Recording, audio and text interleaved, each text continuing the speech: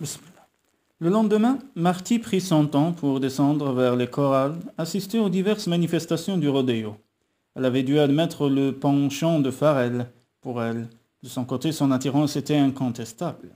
La meilleure attitude consisterait à adopter dorénavant une courtoisie impersonnelle pour échapper à toute tentation éventuelle. Puisqu'aucun avenir ne pouvait découler de leur relation, encore bon les encourager. Bien déterminée à s'en tenir à cette décision, Marty offrirait un visage où rien n'apparaîtrait de son enthousiasme ni de ses frayeurs.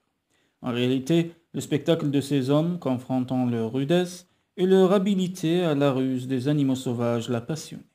Aujourd'hui, alors que la poussière volait, plus épaisse encore, quelques cavaliers malchanceux furent désarçonnés par des ruades. Seul le plus expert parvenait à se maintenir sur le dos de l'animal indompté. Tout au long du temps imparti, ceux qui réchappaient le mieux aux chutes sévères étaient les jeunes de 18 à 22 ans. Sans doute la vie physique au grand air les endurcissait-elle suffisamment alors qu'ils bénéficiaient encore de la force de l'âge. L'épreuve où s'affrontaient un cavalier et un bœuf se révélait moins violente. Là, le vacher devait galoper derrière la bête, sauter de son cheval pour s'agripper aux cornes et jeter le bœuf à terre. Marty s'amusait beaucoup du manque de coopération dont témoignaient la plupart des animaux. Elle découvrit sans surprise qu'il existait même une épreuve réservée aux enfants. Les participants, garçons et filles, n'avaient guère plus de 10 ans. Les jeux de l'arène les passionnaient autant que leurs aînés. Ils se trouvaient confrontés à des bêtes de petite taille dont on avait protégé les cornes. 2 hommes suivaient de près pour prévenir tout danger. Au cours de l'après-midi, un responsable des médecins volants fit irruption pour voir comment se déroulait le rodéo. Il assista à quelques-uns des combats et examina 2 blessés. Mais il dut partir précipitamment lorsqu'un appel radio le réclama pour une urgence à une centaine de miles de Tulagundi. Farrell, son frère et Trent passèrent la plupart de la journée dans l'arène. Ils assuraient la sécurité et la bonne marche des épreuves. Chaque fois que le bétail se montrait indocile, ils n'hésitaient pas à user de leur fouet. Le rodéo se termina tard dans l'après-midi, le soleil déclinait à l'horizon. Sur la clairière encore écrasée par la chaleur du jour, les eucalyptus projetaient leurs ombres frémissantes. Arrivait le moment de remballer les affaires, d'échanger des adieux cordiaux et joyeux, les au revoir à l'année prochaine retentissaient de toutes parts. Un flot de voitures commença à s'écouler avec une rigoureuse discipline. Les petits avions venaient se mettre en bout de piste pour prendre leur envol. Sur le chemin de la maison, Marty fut surprise de voir Farrell surgir à ses côtés et régler son pas sur le sien. Elle le croyait occupé dans les enclos pour un bon bout de temps encore. Un beau spectacle, non? À part quelques mots brièvement échangés lors du petit déjeuner, ils se parlaient pour la première fois de la journée. Se rappelant sa décision de la nuit précédente, Marty prit un air indifférent. Sans doute pour ceux qui apprécient les activités particulièrement physiques. Farrell se rembrut. Alors nous voici revenus au point de départ. Que voulez-vous dire? Comment prétendrais-je n'avoir rien connu de nouveau alors que je viens d'assister à mon premier rodéo?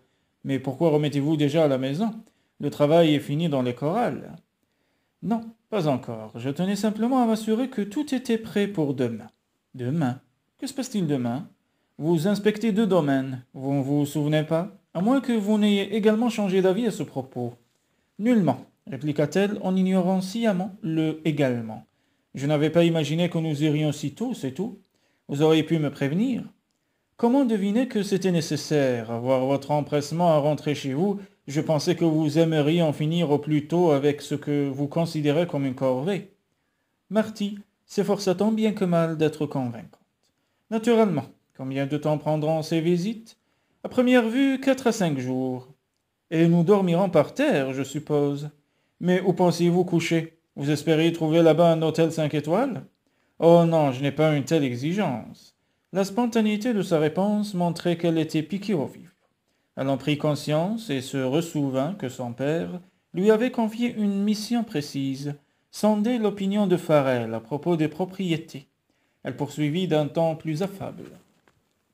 Je suppose que vous aimeriez partir à la première heure. Un authentique homme de la brousse pourrait-il en décider autrement? Apparemment pas, car le rancheur ne se donna même pas la peine de répondre. Il quitterait la ferme à l'aube. Marty fut désolé de devoir dire adieu à Jessica.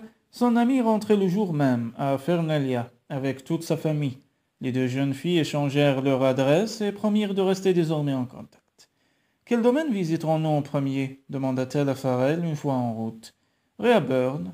Nous y arriverons quand? Il gardait les yeux fixés sur la route. En fin d'après-midi, probablement.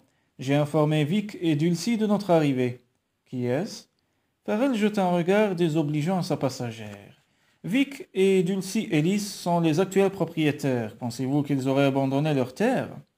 Est-ce que je sais, moi? J'ignore totalement les pratiques dans ce domaine. Reaburn aurait très bien pu rester inoccupé. Un fol espoir l'insista à poursuivre. Alors, dans ce cas, nous n'avons plus besoin de dormir à la Belle Étoile. Ne prenez pas vos désirs pour des réalités, Marty. Nous ne séjournerons pas à la ferme, malgré l'invitation de Dulcie. Je ne désire pas lui causer de tracas supplémentaires. Et puis je l'ai informé de votre désir de visiter le terrain en plus vite. La brute. Décidément, il était déterminé à la faire vivre à la dure. J'en déduis que nous subirons le même sort à Leawara. Tout juste. Une fois encore, il accompagnait sa répartie d'un sourire insolent et moqueur. Le cœur de Marty se mit à battre violemment. Elle ragea de ne pouvoir mieux se contrôler et se résolut à trouver refuge dans le silence. Il fallait coûte que coûte concentrer ailleurs son attention.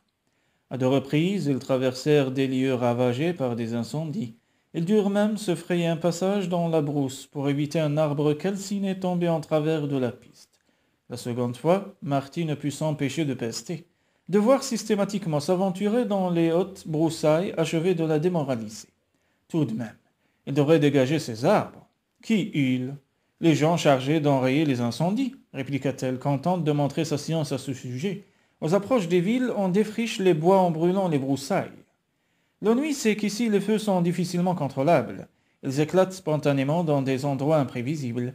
Nous en avons un grand nombre pendant la saison sèche et il n'est pas question d'entretenir des coupe-feux sur toute la péninsule. Hélas, de nombreux jours après la fin apparente de l'incendie, des braises demeurent incandescentes dans les taillis. Le moindre souffle peut les ranimer. Marty regardait avec une appréhension redoublée les bois encore fumants qui se consumaient avec lenteur. « Oh, ces ondes sont très dangereuses alors.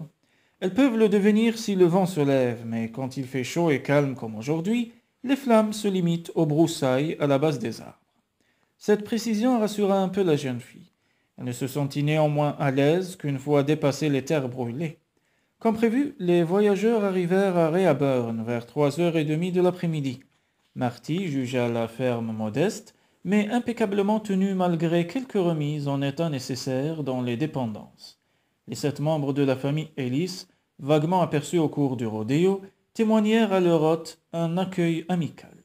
Au cours du thé qu'ils leur offrirent, Marty fut contrarié d'entendre Farrell décliner une nouvelle fois leur invitation pour la nuit. « Non, merci, Dulcie. C'est vraiment très aimable de votre part, mais nous ne voulons pas vous déranger. » Il s'interrompit pour se tourner vers Marty, une lueur provocante dans le regard. Et puis, en parfaite citadine, Marty appréciait de découvrir le charme des nuits passées à la Belle Étoile. Marty ne goûtait guère l'ironie qu'elle seule était capable de percevoir.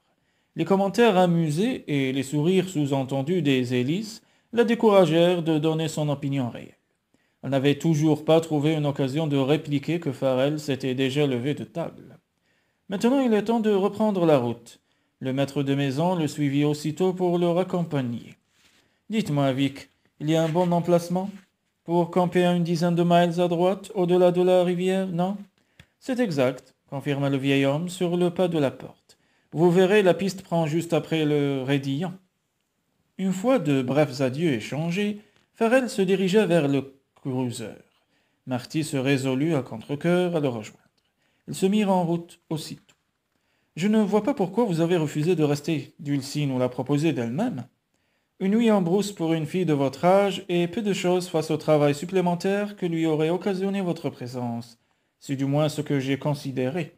Elle a suffisamment à faire ainsi avec cette personne. » « Eh bien, je l'aurais aidé. Comment? En faisant la cuisine ?» Marty lui jeta un regard noir. « Si je ne suis pas un cordon bleu, je sais néanmoins suivre les indications de quelqu'un. » Farrell sourit avec une satisfaction si évidente qu'elle en devint suspecte. « C'est parfait, Marty. Vous serez donc en mesure de me donner un coup de main pour notre dîner, n'est-ce pas? si ça vous fait plaisir. » Les voyageurs dressèrent le camp au coucher du soleil. En revenant de sa douche, Marty s'arrêta un instant pour admirer dans un silence recueilli le flamboiement rouge et or qui incendiait le velours du ciel. Ce spectacle l'apaisait. La puissante harmonie qui s'en dégageait faisait apparaître tout le reste si dérisoire. En arrivant près du feu, elle remarqua que le repas était déjà prêt. « Ne devais-je pas vous aider pour le dîner » murmura-t-elle avec une innocence feinte. « J'ai décidé de troquer votre aide contre un repas mangeable. » « Froussard » lança-t-elle dans un éclat de rire. Parvenue à sa hauteur, elle donna une pichenette sur son grand chapeau et le lui enfonça sur les yeux. Mais après qu'il eut redressé son couvre-chef, elle découvrit un tel sourire qu'elle regretta amèrement son geste. Farrell la troublait. Elle faillit en perdre toute contenance, la gorge serrée, le souffle court. Elle se précipita pour ranger ses affaires de toilette et étaler sa serviette sur un buisson.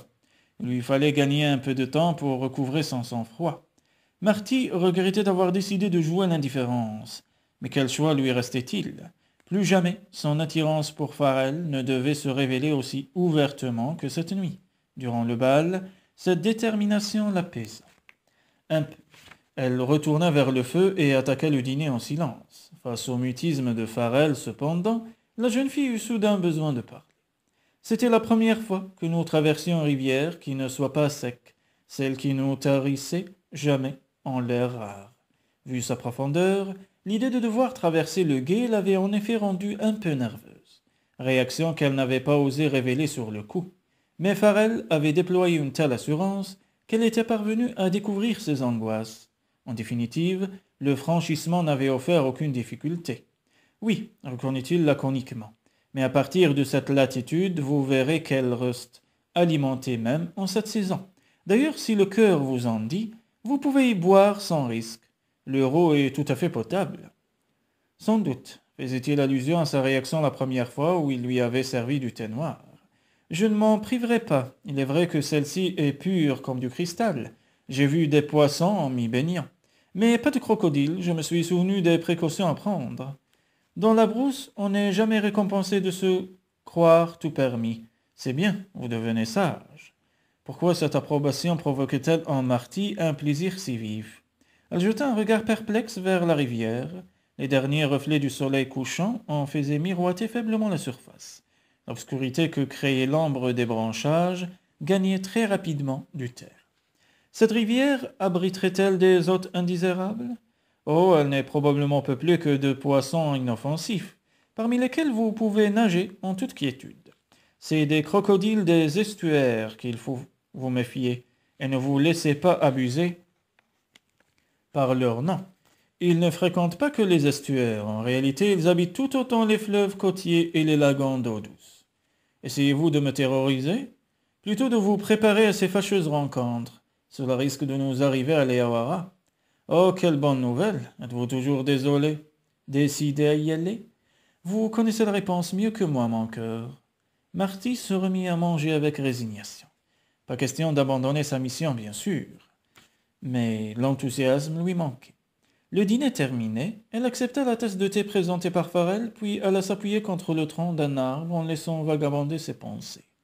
Tout sur cette péninsule évoquait une paix profonde, l'équilibre naturel, l'immensité des terres vierges, la pureté de l'air, le paysage intact, les eaux vives et leur incomparable transparence cristalline.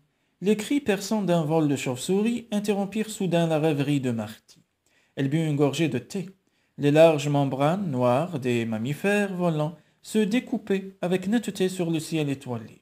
Auparavant, un intrépide échassier sauvage avait investi le camp et dévoré sans vergogne le pain et la pomme que lui avaient donnés les voyageurs.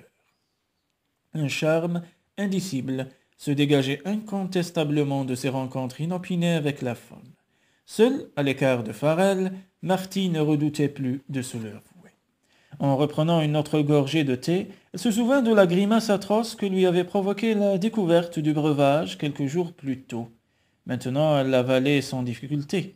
L'habitude prenait-elle le dessus? Farrell s'accroupit près du feu pour y ajouter du bois. La flambée attira le regard de la jeune fille. Elle observa subrepticement son compagnon de route. Sous l'incandescence des flammes, sa peau prenait la chaude teinte du cuivre. Les lueurs dansaient sur son profil droit aux lignes fermes. Ses longs cils bruns ne parvenaient pas à cacher la fièvre de son regard. Les muscles puissants, la carrure imposante, les hanches étroites et souples, tout en lui était éminemment viril. Un tel homme se trouvait nécessairement promis à une destinée exceptionnelle, digne des forces de la nature qu'il incarnait. Si Marty l'avait rencontré dans des circonstances plus favorables, en ville par exemple, sans doute aurait-elle... Non, il importait de mettre un frein à de si folles pensées. Ses divagations l'entraînaient trop loin. Il fallait désespérément songer à autre chose, et vite. Peut-être le moment se prêtait-il plutôt à ce qu'elle soumette au rancheur la proposition de son père. Farrell, avez-vous déjà travaillé à Tullagundy? À la fin de mes études, j'ai passé 2 ans au service du vieil Archie Butler à Avara. Il s'empara de sa tasse de thé maintenue au chaud près du foyer et retourna s'asseoir au pied d'un arbre. Pourquoi travailler sur le domaine d'un étranger lorsque votre père en possède un? C'est la coutume. Chez les autres, on se montre plus vigilant à la tâche, donc on apprend davantage. En plus, on n'échappe pas au travail fastidieux sous prétexte qu'on est le fils du patron. La multiplicité des expériences est très enrichissante. Et dans votre cas, cet apprentissage s'est révélé positif? Le visage ambré s'éclaira d'un sourire. Que oui, le vieil Archie se comportait comme un véritable tyran. Mais en authentique homme de la brousse, il possédait parfaitement son métier. Aucun autre n'avait une telle connaissance de la péninsule et du bétail. Pas même mon père, qui n'est pourtant pas un néophyte. Il maîtrisait tout ce qui est nécessaire à la survie en brousse. Cela provenait de sa propre expérience, celle d'un individu aguerri aux rudesses de la nature, voilà. Archie était un fabuleux professeur. Marty nota le respect que ce vieil homme inspirait à Farrell. Aussi imprévu que cela paraisse, elle aurait volontiers continué de l'écouter sur ce chapitre, mais il fallait poursuivre les investigations pour lesquelles elle était mandatée. Vous n'avez jamais songé à travailler sur d'autres terres depuis cette époque? Farrell haussa ses larges épaules. L'occasion ne s'est pas présentée. Et si cela arrivait, le feriez-vous? Il la scruta avec attention. Où voulez-vous en venir? La jeune fille prit une profonde inspiration afin de se donner de l'assurance. Elle désirait tellement réussir pour son père. Eh bien voilà, papa souhaiterait que je vous demande si vous seriez éventuellement intéressé par la direction d'une propriété qu'il achèterait ici. Marty attendait anxieusement. Pas le moindre clignement de paupières ne trahissait la réaction de Farrell à sa proposition. Son désarroi atteignit son comble lorsqu'il finit par lancer d'un ton déconcertant. Eh bien, ça aura pris du temps pour faire surface. Marty s'agitait, trahissant son embarras. La circonstance opportune ne s'était pas encore présentée. Est-ce la raison pour laquelle vous avez brusquement changé d'attitude ce soir? Sûrement pas. Aïe, le démenti avait jailli trop soudainement.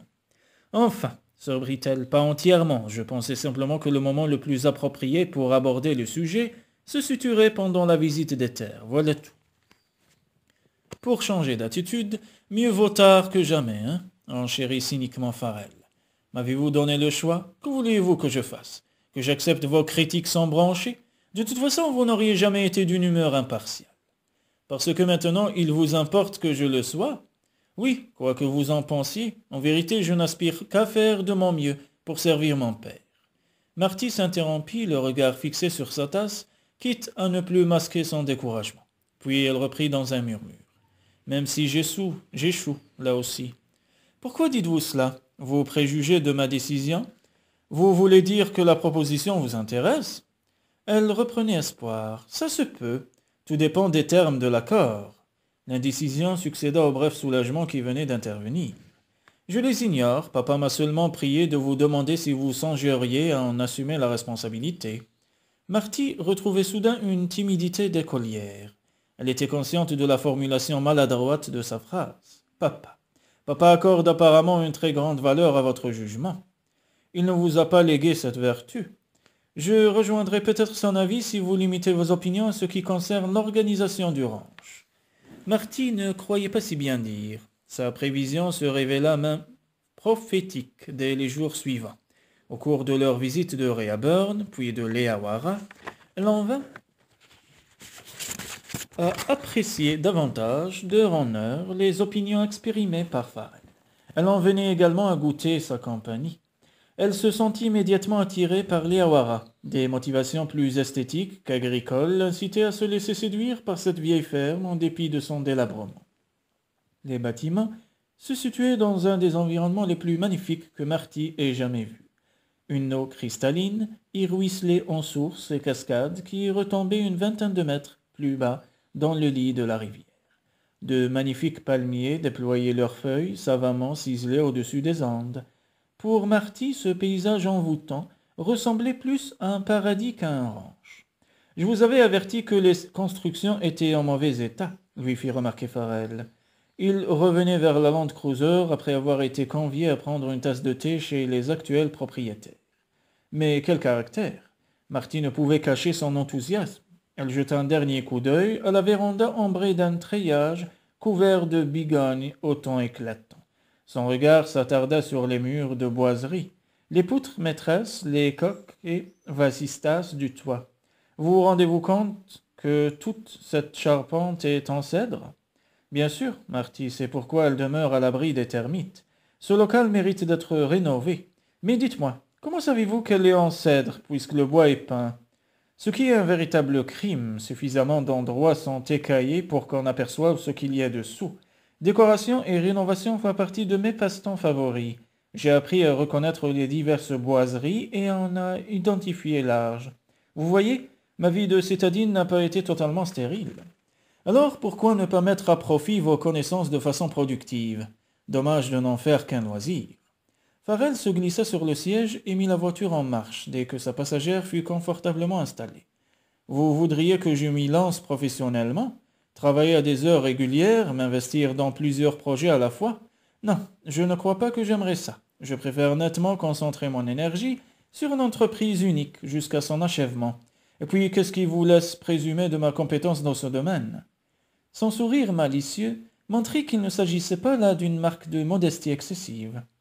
Vous avez suffisamment hérité de la détermination de votre père pour réussir. Néanmoins, il vous reste à la canaliser, à mettre votre obstination au service de quelque chose qui en vaille la peine. Le compliment est pour le moins équivoque, songea Marty avec tristesse.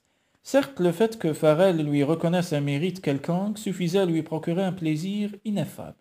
En revanche, il fallait étouffer tout espoir stupide. Ce ranch, reprit-elle, offre des perspectives formidables. Si papa achetait les Hawara, je pourrais lui donner quelques conseils concernant sa restauration. Une fois la peinture bien décapée, les boiseries sablées et cirées, les retouches à apporter ne seraient pas considérables. Je vois des tapis persans sur le sol. Dans la maison d'un régisseur, Farrell dévisageait la jeune fille d'un air sceptique. Ses joues s'empourpraient. Elle s'était imaginé le futur décor de cette vieille ferme comme si elle avait dû l'occuper elle-même. En effet, peut-être pas des tapis persans, même si la considération de papa pour ses employés est notoire. Je ne pense pas qu'elle s'étende jusque-là. S'exclama-t-elle en riant pour cacher son embarras. Je lançais juste cette idée à titre d'exemple. Après une brève pause, Marty orienta la conversation dans une autre direction. Je suppose que les Twills vendent à cause de leur âge. Apparemment sourd à la question, Farrell continuait de l'étudier. Tentant de comprendre sa surprenante réaction, il répondit au bout d'un long silence. Oui, ils n'ont pas eu de fils, et leurs 3 filles mariées depuis longtemps sont établies ailleurs. Aucun des gendres ou des petits-enfants ne désire reprendre la propriété? Probablement pas, cela arrive quelquefois. Je ne comprends pas pourquoi Vic et Dulcie Ellis souhaitent vendre Reaburn, ils y semblent si heureux. L'un de leurs enfants est malade, son cas demande un traitement spécialisé et des examens fréquents. On ne peut se permettre une mauvaise santé dans ces régions isolées. Les Ellis préfèrent habiter à proximité d'un centre où l'on dispensera à leur enfant tous les soins nécessaires. Actuellement, les déplacements leur occasionnent des dépenses énormes et une grande fatigue. Marty réfléchissait à ce choix tragique. La pensée de devoir quitter un domaine où l'on s'était investi éveilla en elle une autre préoccupation. Si vous acceptiez de diriger une propriété pour mon père, n'auriez-vous pas de regret à quitter Toolagindi? Vous êtes l'aîné, la ferme familiale vous reviendra un jour. Vous ne préférerez pas demeurer sur vos terres plutôt que de vous exiler sur celle d'un autre? Est-ce une façon de m'inciter à reconsidérer la question? Oh non, protesta-t-elle. Elle hocha la tête en découvrant la lueur malicieuse qui brillait dans les yeux de son compagnon. J'étais sérieuse, vous savez. Les sourires de Farrell auraient ému le cœur le plus endurci. Désolé, mais pour votre information, Tulagundi n'appartiendra jamais totalement ni à Braden ni à moi-même, à moins que l'un de nous n'achète un domaine ailleurs. La propriété nous est commune. Quant à la proposition de Harry, j'ai dit que tout dépendait des conditions. Il m'intéresserait seulement d'amener les terres de votre père à leur rendement maximum, après quoi je passerai la main à quelqu'un d'autre. Pourquoi cela? J'aime les paris difficiles. Ça me passionne d'améliorer une exploitation, de la rendre plus prospère. Je ne suis pas du genre à me contenter de garder les choses en l'état. Vous parlez comme mon père. Peut-être est-ce une caractéristique des gens de la péninsule. Prendre le destin à bras-le-corps et le façonner à leur volonté. Farrell possédait indubitablement cette trempe. L'arrêt soudain du moteur vint interrompre les réflexions de Marty. Elle jeta un regard surpris autour d'elle. « Pourquoi nous arrêtons-nous? Faites quelques photos pour Harry. Il appréciera un témoignage concret. Il prendra sa décision en meilleure connaissance de cause. » Toujours aussi ignorante de ce qui importait ou non à son père, Marty avait laissé toutes les initiatives à Farrell dès le premier après-midi passé à Rehoboth. Elle mit pied à terre et amorça un geste en direction de quelques clôtures délabrées. « Je dois lui montrer l'état des barrières ?» Par une simple pression sur la nuque, il fit pivoter la jeune fille d'un quart de tour. « Combien y a-t-il de têtes de bétail là-bas? Votre père apprécierait aussi de connaître son futur cheptel, vous ne croyez pas? Alors vous les comptez? » Oui, bien sûr. Elle recensa avec une soumission méticuleuse les animaux en question, puis prit quelques clichés. C'est tout? Marty leva des yeux espiègles, la pression sur la nuque s'accentua légèrement. Farrell la fixa un long moment, puis la relâcha brusquement avant de s'éloigner. À ce sujet, oui. Il reprit en silence sa place au volant. Ce rapide changement d'attitude déconcertait Marty. Elle rangea l'appareil photo dans le coffre et regagna son siège. De tumultueuses pensées l'assaillaient. Qu'avait-elle bien pu faire pour provoquer une telle froideur? Ces remarques maladroites avaient-elles rappelé à Farrell combien elle était déplacée dans la brousse? Mais cela ne constituait pas une nouveauté. Quelle que soit la raison de ce revirement soudain, pourquoi lui faisait-il tant de peine? Une pensée la hantait sans cesse. Malgré ses efforts à prétendre le contraire, il lui fallait bien admettre qu'elle était tombée amoureuse de Farrell. Et peu importait après tout qu'elle l'ait rencontré dans la brousse, il avait réussi à ravir son cœur. Tel était le seul fait à prendre en considération. Une ombre, cependant, ternissait la joie de sa découverte. Elle avait beau éprouver pour cet homme une irrésistible attirance, rien ne laissait présager qu'il puisse en résulter un avenir souriant. Accepter de modifier radicalement son mode de vie ne lui donnerait pas la faculté de survivre dans un pays si rude. Et puis rien ne garantissait la réciprocité du sentiment. Même dans ce cas, jamais Farrell ne prendrait le risque de partager son existence avec quelqu'un qui avait manifesté si ouvertement son aversion pour la brousse. Marty regrettait tout à coup son attitude de ces derniers jours. Mais il était un peu tard pour en changer. Non, songeait-elle avec douleur, c'est une geste qu'il lui faudrait par une femme comme moi. Ils consacrèrent le reste de la journée à poursuivre l'inspection de l'Eawara. Farrell se montrait beaucoup moins loquace qu'à son habitude. Marty souffrait de son comportement distant. Elle jouait néanmoins l'indifférence, malgré les pensées qui l'obsédaient. Pour la première fois, elle découvrait la variété de paysages.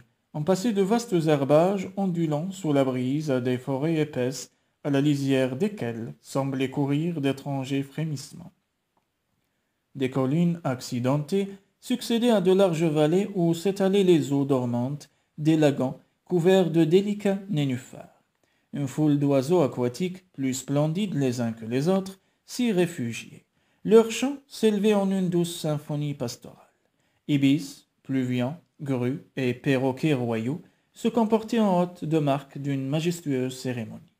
Sans doute avait-on informé Marty que les Hawara s'étendaient jusqu'à la côte, mais sur le coup elle n'y avait guère plus prêté attention qu'aux autres renseignements déferlant en vrac.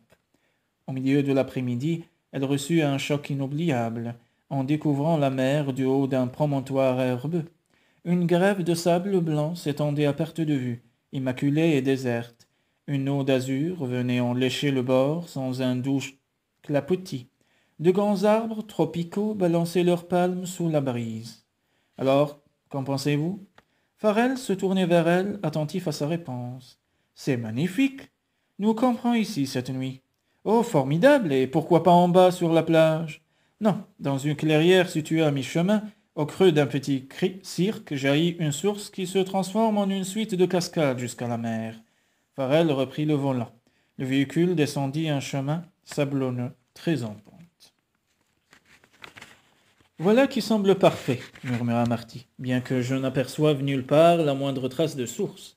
Rien d'étonnant. Pendant un bon moment, elle court parallèlement à la plage, puis se sépare en une succession de lagans, avant de s'enfoncer à nouveau dans le sol. Elle fait son chemin à travers le sable pour ressortir sous forme de petits bouillonnements en divers points du rivage. Marty avait déjà entendu parler de cet étrange phénomène de résurgence, mais elle n'en avait jamais vu. La clairière était charmante. Hélas, le moral de Marty ne lui permettait pas d'en goûter tout le pittoresque. Le couple avait échangé très peu de mots pendant les tâches devenues désormais routinières. Dresser le camp, se doucher et dîner. « Je crois que je vais me promener un peu », annonça-t-elle après le repas. L'atmosphère se tendait de minute en minute. Il valait mieux s'éloigner un moment. La jeune fille se dirigea vers le sentier sablonneux qui menait à la grève. « Vous feriez bien de rester sur la plage » cria Farrell, resté en arrière. Elle leva la main en signe d'assentiment et continua son chemin. Ses pieds nus s'enfonçaient avec sensualité dans la douce tiédeur du sable. Croit-il que je me promènerai seul dans la brousse en pleine nuit? Cette hypothèse fantasque amusait beaucoup Marty. Elle flâna un long moment au bord de l'eau, bercée par le clapotis des vagues qui venaient mourir à ses pieds. La lune projetait sur la mer immobile une lumière d'argent. Marty remonta lentement la plage. Les traces d'humidité dans le sable l'amenaient aux petites cuvettes formées par les fameuses résurgences bouillonnantes. De cratère en cratère, elle suivit la source jusqu'à un endroit couvert d'algues. À quelle distance pouvaient se trouver les lagans dont Farrell avait parlé? Elle sauta par-dessus les algues avec précaution et tenta de percer l'obscurité au-delà. Soudain, un bruissement, suivi d'un sifflement, puis d'un grondement féroce, la cloua sur place. Son sang se glaça. Là, à quelques mètres seulement, dans l'ombre, glissait un crocodile. Marty, la voix inquiète de Farrell, résonna presque immédiatement. Il avait également entendu le cri sinistre, son appel anxieux stimula la jeune fille. Elle fit aussitôt demi-tour, enjamba les algues d'un saut et retroussa prestement sa jupe. Puis elle courut, à perdre haleine, le long de la plage. Ces reptiles pouvaient se mouvoir plus vite que les humains, elle le savait, et son cœur, rempli d'effroi, battait avec une violence presque insoutenable. Mon Dieu, comment s'était-elle éloignée autant? Quelle distance la séparait maintenant du crocodile? Elle n'osait se retourner de peur de ralentir son allure. Farrell courait à sa rencontre à une vitesse diabolique. Il arriva à l'instant où les jambes de Marty allaient fléchir. Elle se réfugia dans ses bras comme un pigeon voyageur dans son colombier. « Je vous avais dit de ne pas vous éloigner de la plage. » Il semblait fou de colère. Quand bien même elle l'aurait souhaité, Marty n'était plus en état de répondre. Sa respiration demeurait toujours aussi haletante, sans force, elle restait affaissée contre lui, ses jambes se dérobaient sous elle. Farrell jura violemment, puis se pencha afin de la prendre dans ses bras. Il fallait regagner le camp plus vite, pas la moindre trace d'effort lorsqu'il la porta. Le fardeau paraissait léger comme une plume pour ce magnifique athlète. La promeneuse, imprudente, s'agrippait à son cou, la tête enfouie au creux de son épaule, toute frissonnante encore de la voir échapper belle. Marty reprenait tout juste haleine au moment où ils découchèrent dans la clairière. Elle continuait instinctivement de s'accrocher à son sauveur qui voulait la reposer. Au sol, ne symbolisait-il pas la force et la sécurité dont elle avait tellement besoin en ce moment précis? Farrell n'essaya pas longtemps d'échapper à cette étreinte inattendue. Il sembla se laisser attendrir. Sa colère s'évanouit par enchantement. Il la serrait maintenant étroitement dans ses bras. « Vous n'auriez pas dû vous éloigner de la plage ?» murmura-t-il. Un léger frisson échappa à Marty, lové peureusement comme un chaton sauvage. « Je sais, je suis vraiment désolé, balbutia-t-elle d'une voix tremblante. Je n'y ai plus songé. » Elle regarda la clairière, blêmie à nouveau. Il ne peut pas venir jusqu'à nous, n'est-ce pas? Après tout, la crique est juste derrière, et... Chut. Farrell effleura d'un doigt ses lèvres tremblantes. Ici, vous ne courez aucun danger. Les crocodiles ne se promènent pas si loin, et en plus, ils préfèrent les eaux profondes. Il attira délicatement la tête de Marty contre sa large poitrine, la berça avec tendresse, caressa ses cheveux. Vous êtes en sûreté, rien ne doit plus vous effrayer. Le regard d'Émeraude trahissait encore un certain doute. Vous dites ça pour me calmer? Farrell déposa un baiser délicat sur son front, qui tardait à retrouver ses tendres couleurs naturelles. Ne craignez rien, Marty. N'avez-vous pas confiance en moi? Elle eut un sourire timide. Elle aurait volontiers confié sa vie à cet homme. Merci de votre aide. Une impulsivité déroutante l'incita à embrasser Farrell au coin des lèvres. Une tension formidable sembla immédiatement électriser l'atmosphère. Marty eut juste le temps de se sentir irrésistiblement attiré vers le torse brûlant dont la seule vue l'envoûtait. « Que le diable vous emporte » rugit-il en quêtant avec une faim sauvage les lèvres pulpeuses. La jeune femme ferma un instant les yeux, étourdie par la violence du baiser. Sa bouche s'offrit librement. Elle s'autorisait enfin à répondre avec ferveur à l'ardeur de la demande. Plus question de masquer les délicieuses sensations qui l'assaillaient.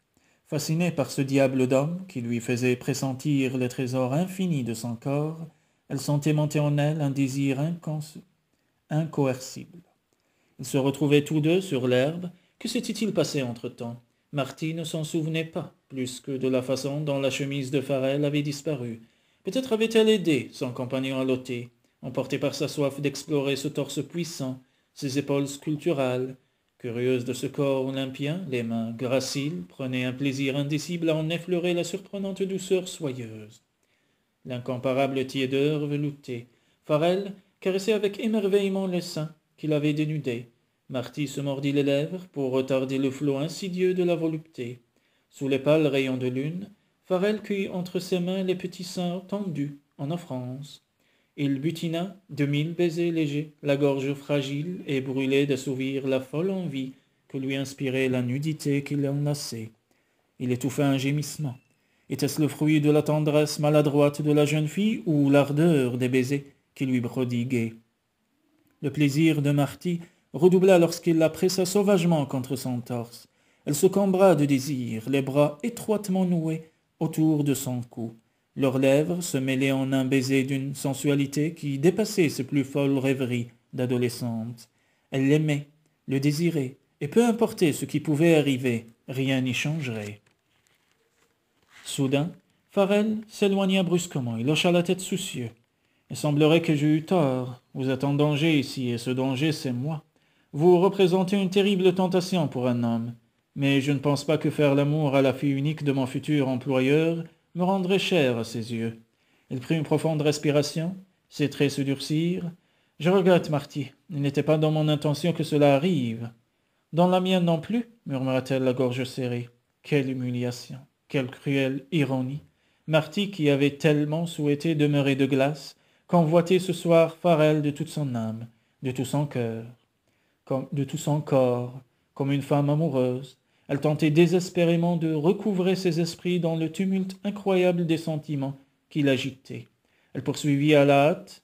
Il devait s'agir d'une réaction à la peur, sans doute. En vérité, je n'étais plus moi-même. Sa voix tremblait. Quelle difficulté de se contrôler après une telle frustration. Rien ne serait arrivé si vous m'aviez écouté. Vous me l'avez déjà dit. Cette fois, Marty s'emportait, déchirée par la douleur. S'il avait voulu lui prouver qu'elle ne comptait pas pour lui, elle ne s'y serait pas pris autrement. Quand pour l'encourager dans cette voie, elle releva fièrement le menton et lui fit face avec une indifférence feinte. « Vous serez soulagé lorsque mon retour à Brisbane vous débarrassera une fois pour toutes de ma présence. »« Vous avez sacrément raison. » Il avait répliqué dans un hurlement sauvage. Cette confirmation jaillit avec une telle férocité que Marty en eut le souffle coupé durant quelques secondes. Elle mordit ses lèvres jusqu'au sang pour que leur tremblement ne la trahisse pas. « Croyez bien que j'éprouverai le même soulagement.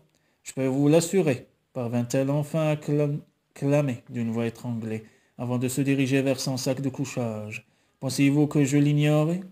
Dans cette surprenante causticité, une étrange inflexion fit ralentir Marty. Elle se demanda si elle n'y décelait pas de l'amertume. Non, Quelle idée ridicule! Pourquoi éprouverait-il ce genre de sentiment?